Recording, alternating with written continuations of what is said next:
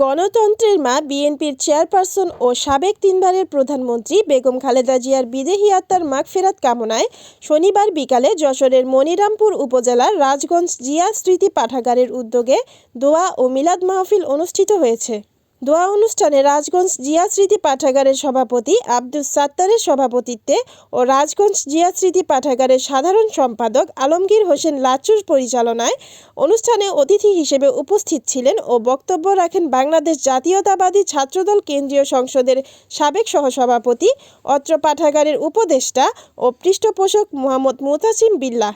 উপজেলা বিএনপির সহসভাপতি আব্দুল মোতালেব গাজী, উপজেলা বিএনপির সদস্য জাহাঙ্গীর হোসেন টগর,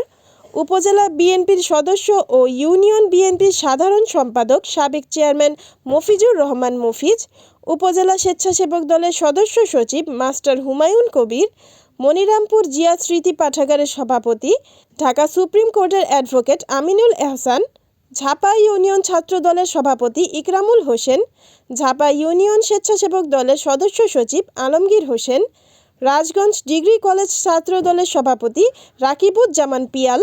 মনিরামপুর জিয়া স্মৃতি পাঠাগারের সাংগঠনিক সম্পাদক আব্দুল আল মামুন, রাজগঞ্জ জিয়া স্মৃতি পাঠাগারের সাংগঠনিক সম্পাদক ও উপজেলা ছাত্রদলের আহ্বায়ক কমিটির সদস্য ফিরোজ আহমেদ, সহ সাংগঠনিক সম্পাদক আদহাম হোসেন বিপ্লব, প্রচার সম্পাদক তৌসিফ সাদিক, দপ্তর সম্পাদক জুবায়ের হাসান, অর্থ সম্পাদক অতনু পারভেজ আপন, কার্যনির্বাহী সদস্য সাব্বির আহমেদ রনি, আল সাজিদ, অন্তর, মাহফুজ, জিল্লুর রহমান সহ সকল সদস্যবৃন্দ। দোয়া মাহফিলে বেগম খালেদা জিয়ার রুহের মাগফিরাত কামনা এবং দেশ ও জাতির কল্যাণে বিশেষ মোনাজাত করা হয়। দোয়া পরিচালনা করেন মাওলানা আব্দুল গনি। রিপোর্ট উত্তম চক্রবর্তী, NNTV, যশোর।